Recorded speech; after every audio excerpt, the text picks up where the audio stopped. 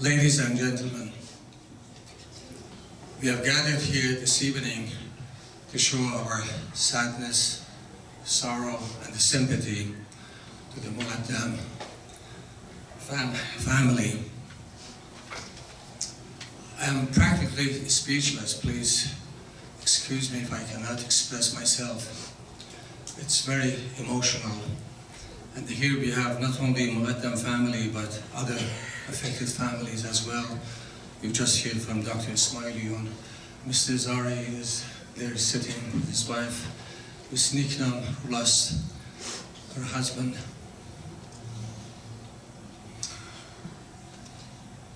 On January 8, the brutal regime of Iran brought down flight PS 752 with 176 passengers, 176 innocent lives. They lost their lives, they lost everything. And the families around the world, including 57 Iranian Canadian families and the many Iranian families of Canada, plus, of course, nationals of 4 other countries. Meaninglessly, they lost their lives. The regime of Iran is not the first time which is committing this kind of atrocities. This regime in November killed 1,500 people on the streets of Tehran and 100 cities across the country for almost nothing. Those people came out and protested for tripling of the price of gasoline over one night. Not increasing 5%, 2%, 10%, 300%. And the regime sent its thugs to the streets and they killed them. And some of the people in this country didn't say much about that atrocities. But fortunately, they are showing their sympathy when the crash happened in the skies of Tehran. There are so many questions, ladies and gentlemen, has been unanswered regarding this horrific tragedy. One of them is why the Iranian regime didn't follow the international rule of aviation and they closed down the sky of Iran when the country was in war. According to the international rule, when the country is in war, they have to close their airspace. And they knew that. Just 8 hours before that, or 6 hours before that, they sent over 10 missiles to the American bases in Iraq. And they knew that. President Trump came out and said, we are going to hit 52 points in Iran, symbolizing 52 American hostages this brutal regime took 40 years ago from the Iranian embassy. But Trump didn't respond by military action. And I thanked him, actually, for not attacking Iran. In the gathering, which myself and a number of people, we invited Canadians to come to Bill Lastman Square for the candle vigil, where 3,000 of you showed up in that event with Mayor of Toronto, His Worship John Tory, and 18 of our political leaders, including Minister Mendicino, who is the Minister of Citizenship and Immigration. The second question is, before this flight, there was 5 or 6 other flights. Why they didn't shoot those flights? They shoot this particular 6th or 7th flight. The next question is, this plane took off from the airport. It's running away from Tehran. It's not attacking Tehran. How it comes they made this mistake? The next question is, if the American planes is going to attack Tehran, if they are coming from the south or east or west, they should have traveled at least 1,000 kilometers. They should have spent at least 40, 50 minutes until they reach to the skies of Tehran. And on the way, There are lots of radars and airports which they could have detected this.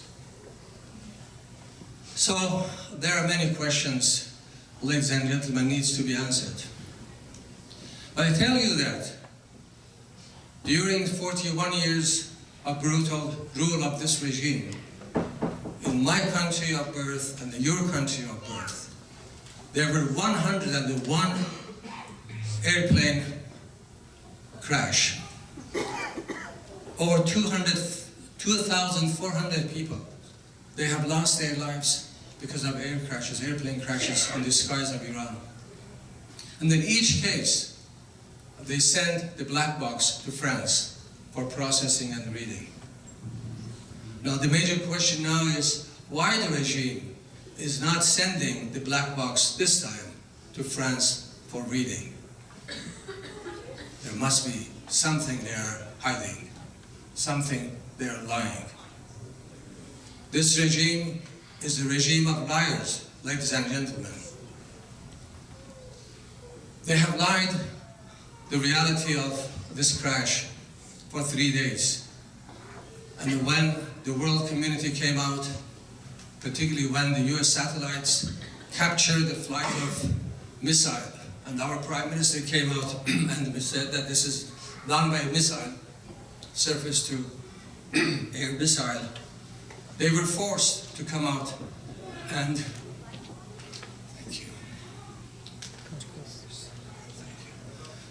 they were forced to accept that there was a missile.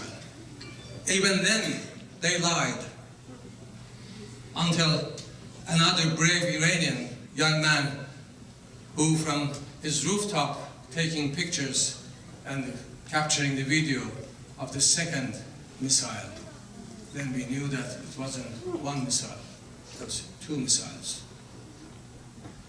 This regime is the regime of liars, and it's not the first time they're lying, ladies and gentlemen.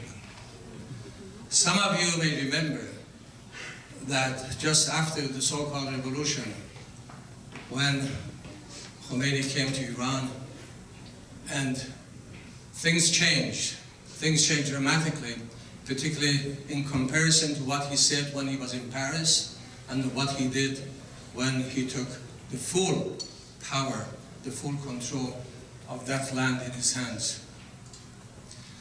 Somebody asked him, he said, well, when you were in Paris, you said men and women are equal. You said all religions will be free. You said every Iranians from every ethnic background, every cultural background, every religious background, from every political ideology, they are going to be free. But now they are not. You may remember his response. His response was, "Man khud'e kardam." Khud'e is an Arabic word which meaning lie. He said, I lied. So this is what I am asking our political leaders. Be careful when you are negotiating with these people. Be very careful. Be very careful.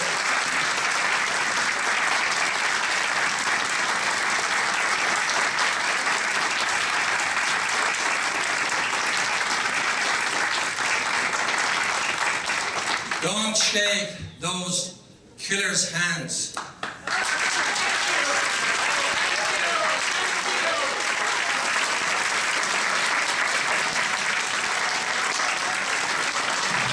They don't deserve their hands to be touched by our leaders.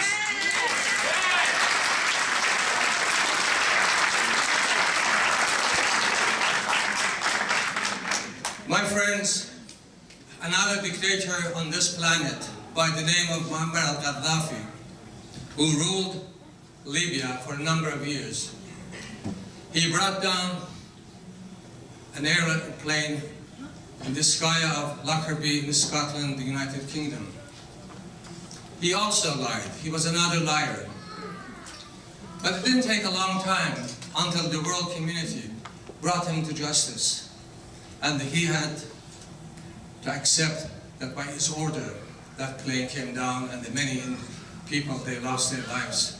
And at the end, we know how he himself and his family paid for all those atrocities.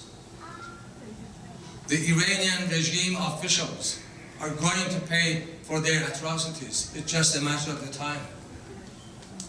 So I'm telling to everyone in this room, particularly to the affected families, 176 affected families around this world.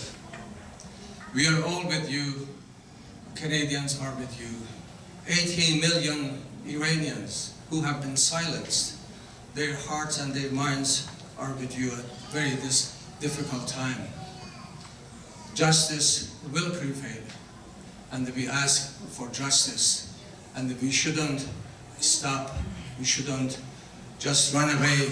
We will stand shoulder to shoulder with the affected families until justice prevails, until this regime will be brought down. Thank you very much.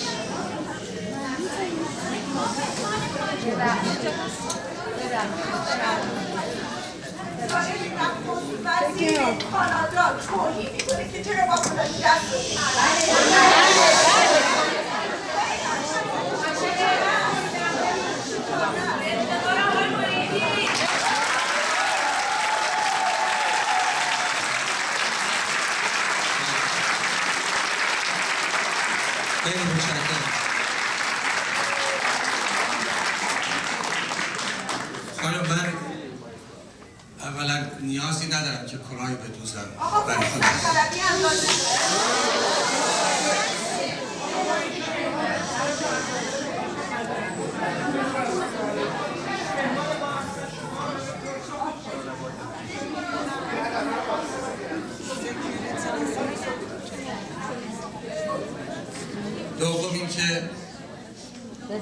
دومی که در این مجلس ممکنه دوستانی باشن، هموطنان کانادایی باشن که به انگلیسی، به فارسی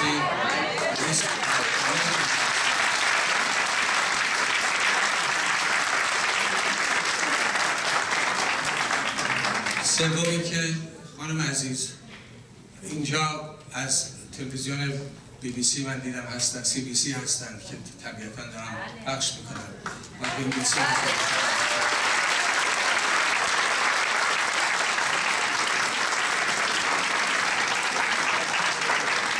سومی که من قطع شعری هم به فارسی اتفاقاً آماده کردم. قطع شعری است که در مجلس ختم پسرم خوندم و این شعر رو در مجلس ختم شاکران و راستین خوندم.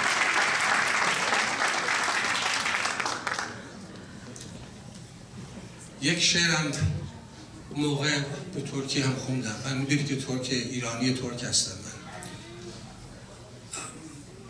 در حال این شعر بسیار زیباست از حسن شهباز. موقع شعری خوندم از استاد شهریار، کاش اون هم می آوردم و اون هم می خوندم براتون، به ترکی هست، ولی به هر حال شعری است به فارسی میخونم براتون که خانمم امیدوارم که راضی باشه از من. گر گذارت روزگاری سوی گورستان فتاد، بر مزارم گریه و زاری مکن. اشک بی حاصل مریز، در غم مرگم عزاداری مکن. من در آن گودال خاکی نیستم، گور من از من تهیست. بهر یار زنده غمخواری مکن. سر به سوی آسمان کن، بحر تابان را ببین، در سکوت شامگاهان ماه رخشان را ببین، بر فراز مرغزاران ابر گریان را ببین. در کنار جویباران سرو رقصان را ببین، در میان شاخساران مرغ خندان را ببین. تارک اورنگ کیهان نور یزدان را ببین. من همان تابنده مهرم، پرتو رخشنده ماهم، قطره جانبخش ابرم، قامت رقصنده سروم. مرغ شاد نغمه خوانم، چلچراغ کهکشانم. گر گذارد روزگاری بر مزار من فتاد، ناله و زاری مکن. در رسای یار دیرینت گهرباری مکن. چشم جان بگشا، مرا در درگه جانان ببین. ساکن منزلگه یزدان ببین. تا ابد پاینده‌ام، پرتو خورشید عشقم. جاودان تابنده‌ام. متشکرم. سلام.